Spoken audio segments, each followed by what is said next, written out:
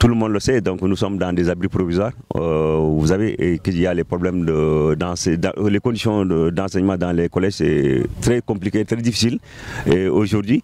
Et puis tout le monde sait qu'aussi on a des élèves qui viennent partout des villages environnants de Koussan.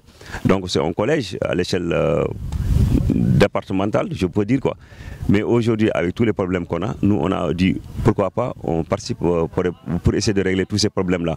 Parce qu'on habite déjà au niveau du collège, on a des problèmes de salle de classe. Les élèves font des cours au niveau des abris provisoires. Il faut éliminer ces abris provisoires et les remplacer par des constructions en dur.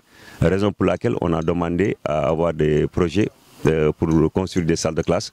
Aujourd'hui, on a un projet donc, qui s'étend sur un an pour construire 2 salles de classe, un bureau et un magasin. Et ça ne s'arrête pas là, c'est un projet global.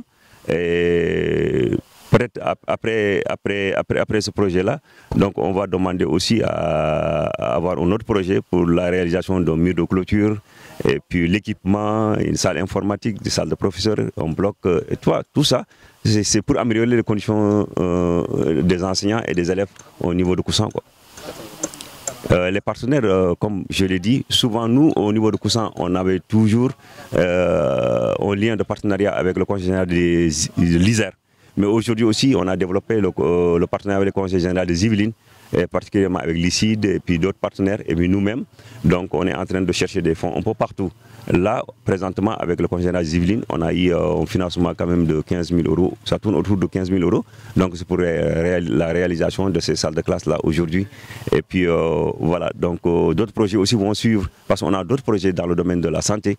Donc au niveau du poste santé de Koussan, on a prévu même de réaliser un bloc dans lequel on peut même éventuellement équiper de scanners pour les femmes qui vont à Goudir pour faire des tests de grossesse, tout ça. Mais pourquoi ne pas faire à Koussan?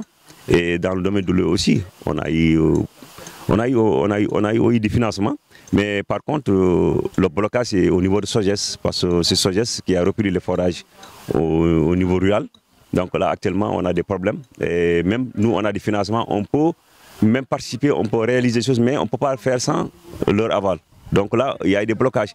Aujourd'hui même, vous l'avez constaté, il y a un problème d'eau à Koussan. Au niveau du collège, il n'y a pas d'addition d'eau. Donc comme je dis tout à l'heure, il y a des élèves, des jeunes filles, actuellement en âge de puberté. Donc les conditions d'hygiène ne sont pas favorables. Donc ouais, c'est un peu difficile. Donc tout ça là, donc nous lançons un appel à tous les partenaires pour qu'ils viennent en aide. Parce que vraiment c'est important aussi, l'éducation, on commence par l'éducation, la santé et puis l'eau. Parce que c'est des éléments vraiment, ça pose un peu problème un peu partout dans les villages, là, particulièrement ici à Koussan, franchement.